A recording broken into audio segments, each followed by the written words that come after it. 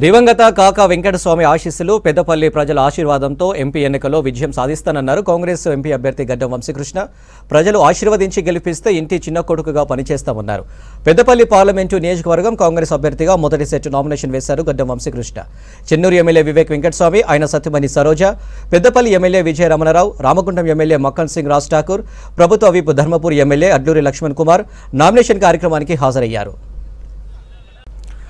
నామినేషన్కు ముందు మంచిర్యాలలోని లక్ష్మీ గణపతి ఓంకారేశ్వర స్వామి పంచముఖ హనుమాన్ ఆలయంలో పూజలు చేశారు వంశీకృష్ణ. స్వామివారి తీర్థ ప్రసాదాలు అందించి ఆశీర్వదించారు ఆలయ అర్చకులు. చెన్నూరు పట్టణంలోనూ కాంగ్రెస్ నేతలు వంశీ గెలుపు కోసం పూజలు చేశారు.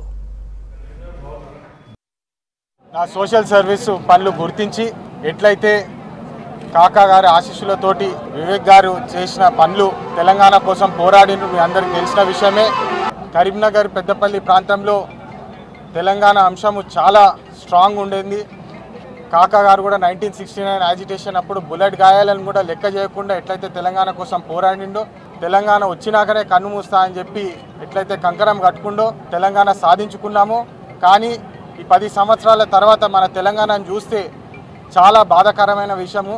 ప్రత్యేకంగా పెద్దపల్లి ప్రాంతము ఇవాళ కాకా పెద్దపల్లిని చూస్తే చాలా బాధపడేటోడు. ఎందుకంటే తెలంగాణ వస్తే మన పిల్లల భవిష్యత్తు మారుతుంది, మన పిల్లలు ఉద్యోగాలు వస్తాయి, తెలంగాణ అభివృద్ధి బాటలో వెళ్తుందని చెప్పి నమ్మిన వ్యక్తిలో మొదటి వ్యక్తి కాకా గారు.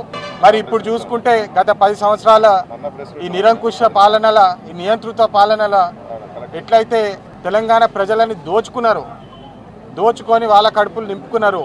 ఇప్పుడు ప్రజలు మేల్కొన్నారు, ప్రజలకు న్యాయం చేయాలి, ఈ తెలంగాణని కాపాడుకోవాలి. పెద్దపల్లి ప్రాంతాన ఉన్న వనరులన్నింటినీ కాపాడుకొని ఇక్కడ గవర్నమెంట్ సంస్థలు తీసుకొచ్చి మన యువతకి ఎట్లయితే ఇంతకుముందు రేవంత్ రెడ్డి గారు 80% లోకల్ ఎంప్లాయ్మెంట్ కోసము పుష్ చేస్తున్నారో, అదేవిధంగా నేను పెద్దపల్లి ప్రాంతానికి సేవ చేయడానికి మీ అందరి ఆశీర్వాదాలు కోరుకుంటున్నాను. 10 మంది బాగుంటే మనం బాగుంటాము, మన సంస్థ బాగుంటుంది, మన కార్మికులు బాగుంటే మన సంస్థ బాగుంటుంది, మన రాష్ట్రం బాగుంటుంది అని చెప్పి ఎప్పుడు నేర్పించేటోడు కాకా గారు. ఫస్ట్ స్టార్టింగ్లో లేబర్ యూనియన్ ప్రెసిడెంట్, మీ అందరికి తెలిసిన విషయమే. కార్మికులు అండదండగా ఉండి కార్మికుడు బాగుండాలని చెప్పి ఫస్ట్ పెన్షన్ స్కీమ్ అమలు చేసింది కూడా కాంగ్రెస్ ప్రభుత్వంలో కాకా గారి హయాంలో అని చెప్పి మళ్ళొకసారి గుర్తు చేస్తున్నాను. అదేవిధంగా రేషన్ సిస్టమ్ కూడా కాంగ్రెస్ ప్రభుత్వం ద్వారానే స్టార్ట్ అయింది అని చెప్పి మళ్ళొకసారి గుర్తు చేస్తున్నాను.